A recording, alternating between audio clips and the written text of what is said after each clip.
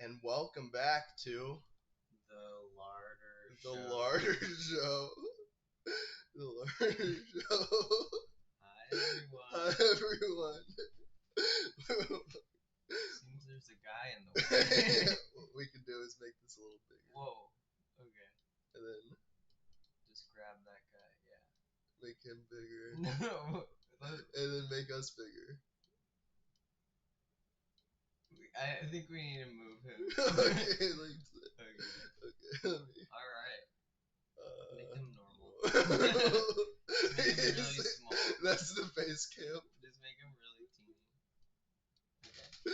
Okay. All right. Hi, everybody. Hello. Welcome to the show. Welcome to the show. We got another in-person episode. Yep. We were a tad late, but honestly, it was only like 1 or 2 minutes, right? Yeah. So, yeah, we're honestly pretty punctual, all things considered. I So think. true. So true. But yeah, welcome back. I feel kind of bad because I remembered as I was driving here last episode, I said we'll be back one day on a Friday, and that was not true. Yeah. We um, decided to do it.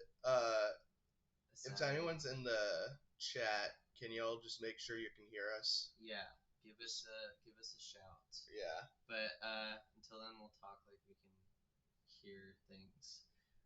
But yeah, do you want to maybe tell us what the topic is today? I'll check on my phone just in case. Okay. So today, or this past few days,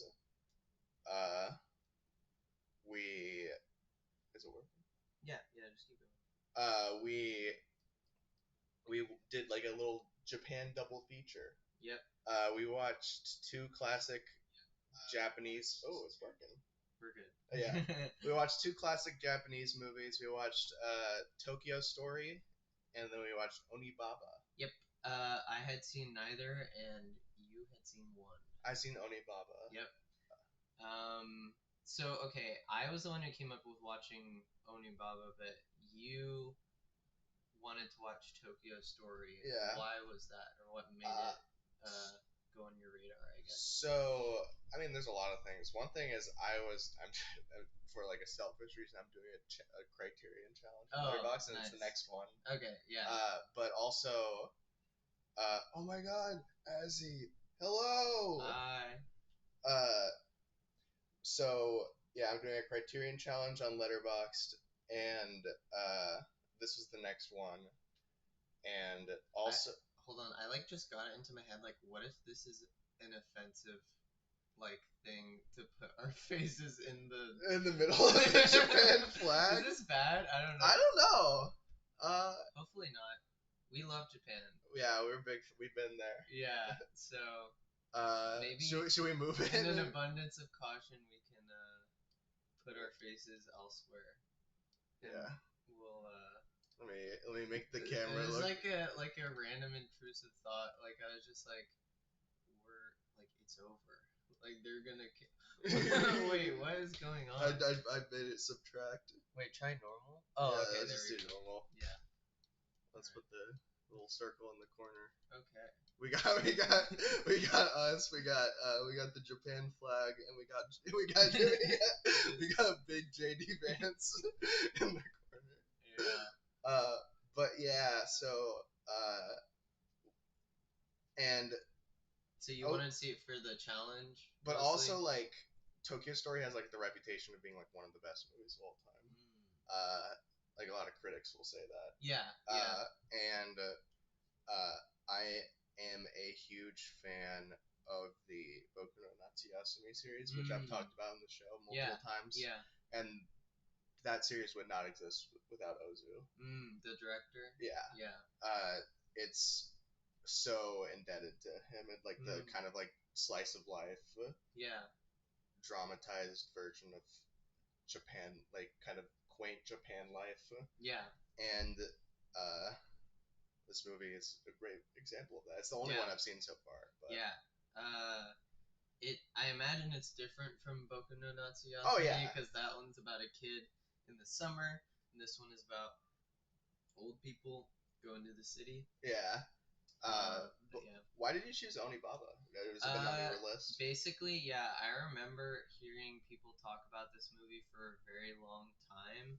I think you said something about it Probably ages because I love ago. this. I love that Yeah, movie. and I was like intrigued. Oh, and Hideo Kojima, when he did his Criterion Closet. Oh, he chose it. Yeah, he chose it, and I remember he specifically tweeted about, like he was like, I love the Criterion Channel because they restored Onibaba or the Criterion Collection for restoring it. So thank you to them. Yeah. So yeah, I know, and yeah, Hideo Kojima is the goat. So Yeah. yeah. I need to play his games. Dude. Yeah. Have you actually not played any? No, I haven't. Wow. Okay, well you should definitely play them. Yeah, that's a conversation for another time. For another episode. But so so I guess we're starting with Tokyo Story. Yeah, let's get right into it. I'll just go ahead and say up front, and I told you this earlier. This is one of the best movies I've ever seen in my life. Yeah, I really, really, really liked it. I was like, I kind of went in with like not low expectations, but just like I was like, we'll see. Yeah. I didn't know that this movie was known for being like the best movie ever made or whatever. Yeah. And I was just like, like pleasantly surprised and it was very, I really enjoyed it. Yeah. It's just like it. I mean, the word I thought of when watching it is just like it's such a it's kind of a simple movie. Yeah. It's like but like I feel like that sounds a little backhanded to say it's like simple because like this movie has a lot going for it. Like with it's dealing with very complex emotions. Yeah. And obviously Ozu is a pioneer in like directing and like framing shots and like how all the pretty much there's not a single like there might be like one or two but like all the shots pretty much are stationary. You know how it like you know how it has that style where like it constantly when a character is talking it just focuses on the character and goes back and forth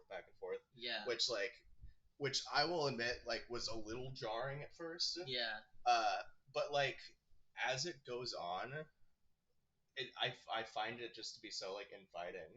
Like I really like there's very few movies where like I really felt as immersed into like not just like a world but like these characters. These really felt like real people. And it's very impressive just how it's done. I'll say I mean I went into it knowing it was pretty old. It's from like the 50s. Yeah. Right? When did Citizen Kane come out? Just as like a point of reference. I think early 40s. Early 40s. Okay, that makes sense. Because I mean like this I think the cinematography and like the technical sides of it were really impressive to me. Especially considering like I mean this is like post World War II Japan. And like the movie mentions that a few times. And so I thought it was like technically really good. I did think I was wondering there was like one thing that like I wouldn't say it bugged me, but it was like something that I noticed that I was wondering if like is this like a technical like artifact of like something from the time or is it like a deliberate choice? I don't know if you noticed this, but with certain outdoor shots, the like exposure or like the color or the light, it would like kind of like switch between like looking dark and light, like it would go like that kind of thing. And it was only with like outdoor shots, but like again, like I couldn't quite tell if it was a deliberate choice or due to like a limitation at the time. It's probably not a deliberate thing. It might have something to do with the restoration. Maybe that's like the best they could do. That's true. Yeah, because I was also wondering, just because like I noticed at like it was there at certain points, but then later on it kind of like went away, and like I felt like you could see that it was trying to say something with it, but like I don't know. It's probably not something that should be harped on. Yeah. Honestly, but like, yeah. So you really liked it. I loved it. I think I mean, yeah. Pretty much. Yeah. We really liked it. I'll say. Well, like I guess for those who haven't seen it, because I imagine not everyone who's watching this has seen it. It's like about basically an old couple in like rural Japan going to the city to see going to Tokyo specifically to see their kids. And I mean I think what I liked about this movie or what I thought was like really impressive was like it's like very mature like themes, and like mature I don't mean like explicit or like bad or whatever, but it's like a subtle like thing that it's talking about that like I don't know, like I can't think of really many other movies that really talk about this kind of thing. Yeah. Like, and I mean the kind of like gist or what I'm getting at here is like this movie talks about like adult kids and their old parents and like how there's like what seems to be kind of a form of like estrangement going on, not necessarily because the parents were so evil or the kids are necessarily like so horrible, but just like because they're kind of growing in different in different directions, and it's like a small and subtle thing, but like something that I imagine like affects a lot of people, and like something you just kind of grow used to, I guess. I see it as like a kind of like a generational divide. Yeah, that too. Where like people are growing up. The kids were growing. I mean, they're adults in the movie, but like they're like as kids, they were growing up in like a different environment with different values, and just like the society they grew up in kind of led to like this sort of like estrangement or whatever the word is. And I mean, all of them are kind of like, not to get too liberal leftist or whatever, but I mean, these kids are now growing up in the post-war, American, I don't know if colonial is right, but like, the American, what is it called? When America basically controlled Japan's government, like post-war, there's a word that I'm forgetting, but so their relationship to like their station in life is very different, I imagine, than the grandparents who, I mean, we didn't really see kind of what the grandparents did, in their young life, I guess, but we just know they lived in a rural town and they wanted the best for their kids, and they wanted their kids to all be successful doctors and whatnot, or just like successful businessy people. Yeah. We got woke. Yeah, but like, I mean, you could very well make the argument that like America introduced capitalism. I mean, that's not even arguable. Like, like it did introduce capitalism to Japan, and that does kind of change, how people view themselves in relation to society and like their kind of like goals, I guess. And I'm not saying that that's like the cause of all the problems in this movie, but it is like definitely an element that's like adding to this kind of estrangement that's going on. These the kids are like going into like corporate life. Like experiencing what goes with that, and like I imagine the grandparents. It doesn't really talk about much what they did. But like there was definitely like a different, like they had a different experience, much different experience to what. I mean, especially because of like how drastically of a change Japan went through. Yeah, in such a short amount of time. Yeah. One of my favorite scenes in the movie is the one where they're like in the bar drinking. Oh yeah. And all the old guys. Yeah, the grandpa's talking to like his old friends from the city. Yeah, and he's like, and the old friend is like, "Oh my god, my son sucks." And he's basically talking about how much his son sucks, and like I'm so disappointed in him. Like and like I like how the grandpa's like, my son has like a quaint job. I'm a little disappointed too, but like I think like we can't expect too much from our kids like that. And I think that's like, I like, what strikes me about this movie is that like it doesn't make any of the characters like, it makes you understand all the characters really well. I think like there's moments where you're like at the end, well, it's a little bit of, I don't want to spoil it, but there's a part where like one of the daughters like asks for something. And I was like, that's kind of shitty. But like it kind of, it contextualizes that in like their relationship, and it's like, and it makes it make sense. And just how like this movie like characterizes everyone. It just makes them feel like real people. Like this really is like, and it doesn't feel necessarily like it's like a moral tale, like being like, don't be like this, or like you should be like this. Like, I mean, I think it's cool because like, well, not only is it depicting all these characters who like have like understandable motivations, even though like watching it, I think you could very easily come away thinking that they are like assholes basically to their parents. There is Like the movie isn't just trying to say that, and it justifies stuff. And I think something too that I like about this movie as well that I haven't mentioned yet is it's like the way that it characterizes all the children and like the parents and everything is like subtle and like interesting.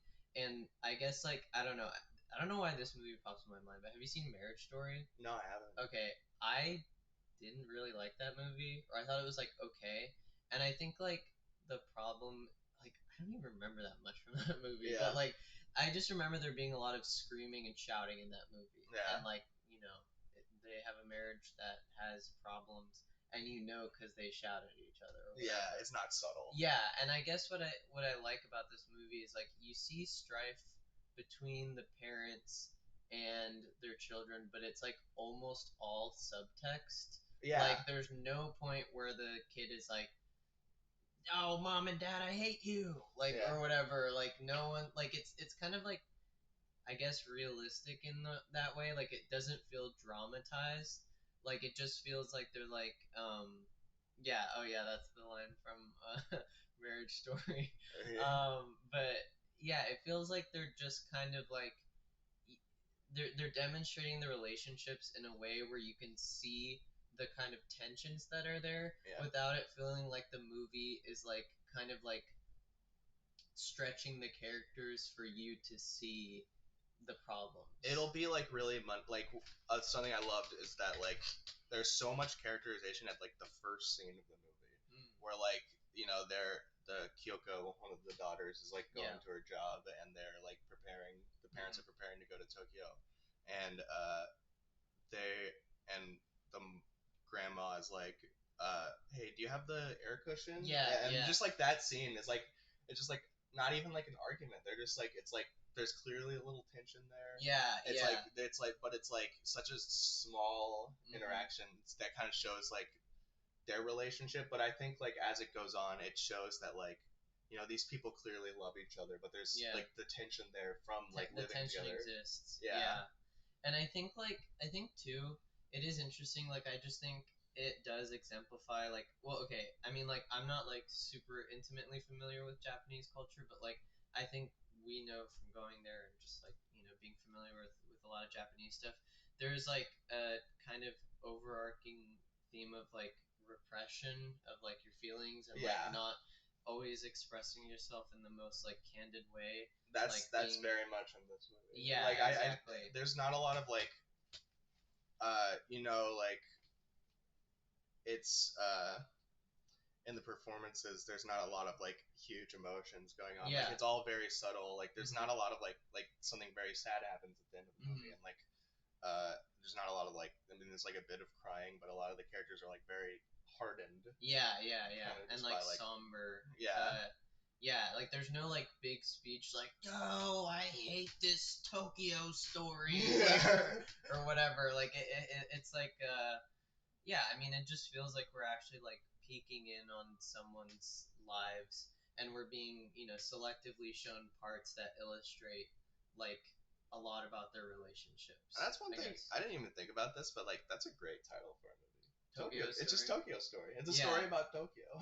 Yeah. It's like it really shows just like as he said earlier that like it's doing a lot with a little. Yeah. And like it's just trying to tell this story like in a way it was revolutionary obviously, but it's like minimalistic. It's subtle, and like just the way it does it is just like it's really like beautiful and like but it's like a simple story. And I think like I guess two things. One, I feel like one thing I also think about is like I have grandparents who like they grew up in like the end of World War II kind of thing.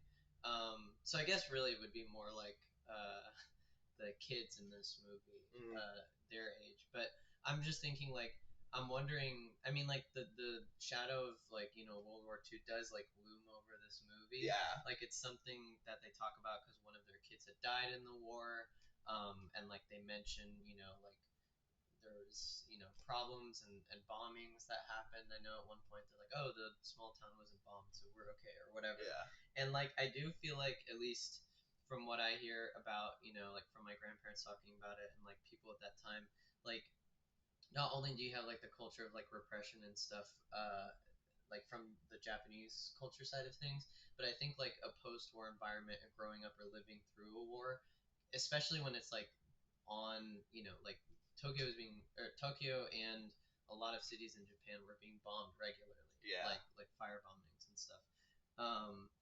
Like what that kind of does to your psyche and like how people kind of live to not talk about things that cause strife or issues just so you can kind of get through and get along with your life, like and I think that's something that like it's not like screaming in this movie like that everyone's like this because of the war necessarily, but it is like I feel like a backdrop and like a context that's like an interesting way to look at it because I mean like you can tell like just like another example in the movie, there's some grandkids that you see, and they're kind of like little gremlins. Like they kind of suck. They're kind of bad grandchildren, and like it's kind of almost never directly acknowledged. Like there's like one part where they like the most explicitly they acknowledge it. The grandpa says like, I know some grandparents like seeing their kids or their grandchildren more than their children. What do you think? Yeah. And then the mom is like, well, what do you think? And then the grandpa's like, I think I like my children more. Yeah. Which is like, yeah, it was just like good because it was like we were all thinking like, wow, these kids are really really rude, but like they never said anything. The grandma was just like always polite and like, oh, they're just kids, they're just being crazy and like, oh, hee hee, I understand, like that kind of thing. But it's like, yeah, like they're not being nice. Which I mean, I don't know, I thought it was cool how they kind of handled that and talked about it. And yeah, the other thing I was gonna say, I feel like that like in a lot of ways it feels like a play almost. Yeah. Like even though it is like obviously a movie and like cinematic, and I was watching this and Abby was kind of like walking in and out while I was watching it, and there was like a lot of like grand cinematic music that plays throughout it, and she's like, whoa, I like this music, like while I was watching it. And I do think that's cool, like how like I don't know, it feels very like old-timey classic movie music, but yeah, I mean, I guess just how stripped down it is and how focused on the characters it is, and like the like everything you're getting from this movie is from the character interactions, more or less. Like there are like plot things that happen, I guess, but like it's not the focus really. Like it's more focused on like the relationships between everyone in the movie. And something that's like one thing that Ozu is really known for is, and I read a little bit of the Wikipedia page. Yeah. So I'm not like super knowledgeable about him, but this is just he made a point to make a lot of like things in the movie happen off screen. So like like in the middle, like when the parents or the grandparents are going back to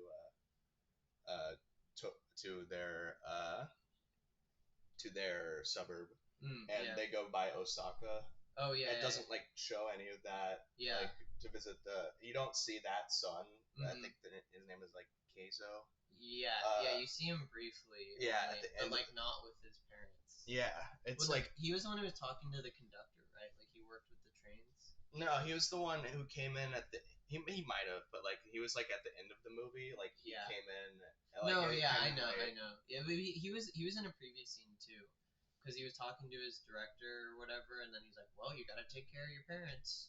Oh. Yeah. Oh, that scene, yeah. Yeah. Okay, yeah. So yeah, but I mean, I don't think you see him directly talk to his parents at all. Like you only see him come into his like supervisor, and he's like, oh, I had to deal with my parents, they freaking suck. Like, or like, not that directly, but he was being like, kind of glib about it, and yeah, it's just interesting how much you can kind of see from the parts that I don't know, I feel like it, like bringing that up, there are a lot of like moments that like other movies I feel like would have focused on the parts that you don't see in this movie, and I think it's kind of cool how they do that. Yeah. And just not to mention about like this movie has some of the best like performances I've ever seen. Like I think like Noriko Like that's the daughter-in-law. Yes, she's incredible. Like she. Like I think it's just like with her like expressions. Yeah. You know how she's like always smiling, but there's like clearly that little bit of like pain behind her, and like that like all unleashes at the end of the movie where she like really like shows like what she was, how she was like feeling. And I just think like, and like the dynamic of like her like not really like, you know, like being, you know, in the family like kind like, you know, like, but like not being like blood related, so it's like an interesting dynamic. Yeah,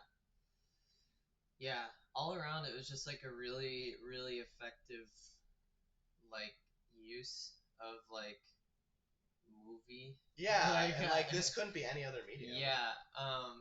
Like I don't know, it kind of reminds me, this like might sound like a weird analogy, but like it kind of reminds me of like how like a lot of like pixel art video games are like really good and have really great like art and story and like all that kind of stuff, like despite their limitations, I guess, or maybe it's like because of their limitations they're able to like do a lot with like so little, versus like nowadays I feel like, you know, we have way more like technical ability to make stuff, but it's like, not saying like all movies suck now. Like obviously there's a lot of movies that we love that are coming out now, but like it feels like a movie like this, I haven't seen anything like it in the years like that I've been watching movies. It's because much. Like, oh, streamboo.com. Get out of here, remove the space.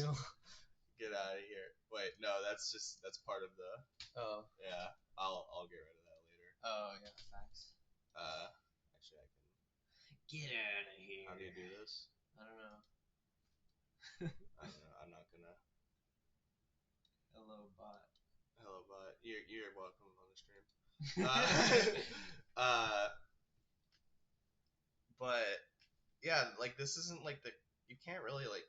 I mean, you could make a movie like this today, but like it's one of those things where it's like, why would you? Yeah, I mean, I think the thing is like, I feel like you could like technically speaking, you could make a movie like this way easier, like in a lot of ways, but like cameras are cheaper, like you could do this on like a shoestring budget, you know? But like I just feel like there's no one like trying to do that, like trying to make such a story focused movie that's not also like super glossy and like, you know, it's like a lot of crazy cinematography and with like and whatever the video game thing equivalent, where it's like it's like how like the first Silent Hill, like, you know, how all the fog, that's like a technical limitation, that they used that to their advantage. They took like